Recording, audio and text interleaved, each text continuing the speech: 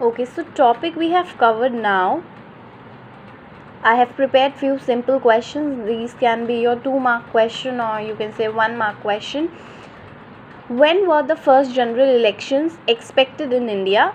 Why were it delayed? Remember, I told you that before 1952 had its first general elections in India, 2 times the elections were postponed. So the first general elections were expected in 1950. They are asking expected. They are not asking when were it conducted. Okay. So please remember the question is different. But these were held in 1952. The first general elections were delayed due to the following reasons. Why were they delayed? Because India was a large country, delimitation of the electoral constituencies. That means India was such a big country, so in order to mark the constituencies, it took a lot of time. Illiterate people, so a lot of illiterate votes basically means that a lot of staff, almost 3 lakh people were required for EC to train its staff. So in order to conduct elections in a country like India, a lot of training has to take place. Need for special method for voting. Also India needed a method which is very easy to understand for the common people. So all these things, all these plannings, campaigning, polling, it required a lot of time. Why was the first general elections in India considered unusual? Now what is very different about our first general elections?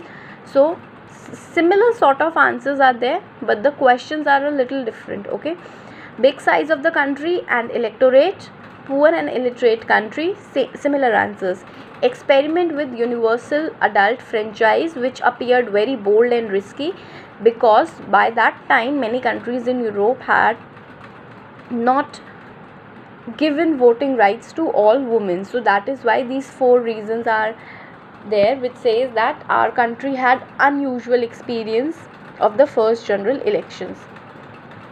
How first general elections became a landmark in history of democracy all over the world. So the elections was competitive. There were on an average more than 4 candidates for a seat. So in India, firstly it was first democracy where so many people were taking participate. Illiterate, it was an illiterate country where 75 or almost 85% of people were illiterate, and in that also we had a huge competition. How?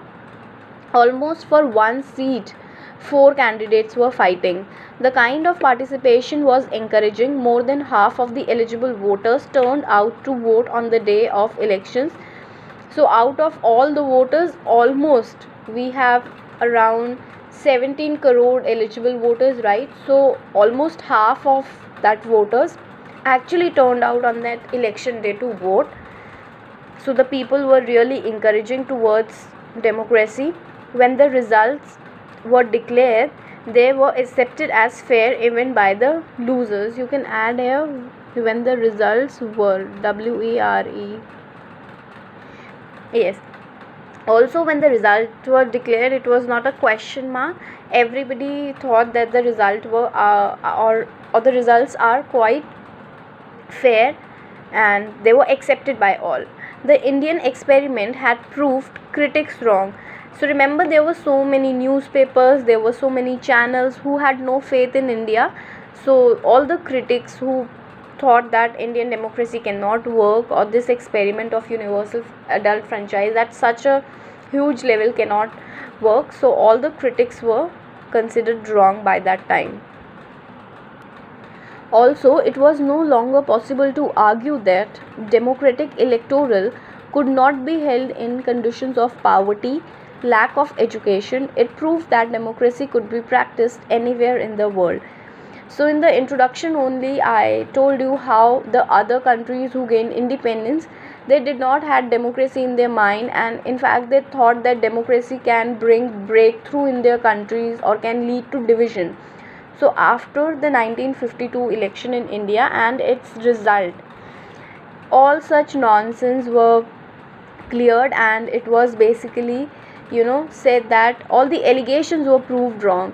So जो लोग भी कह रहे थे कि in a democracy नहीं हो सकता in a country where there is a lot of poverty or there is a lack of education.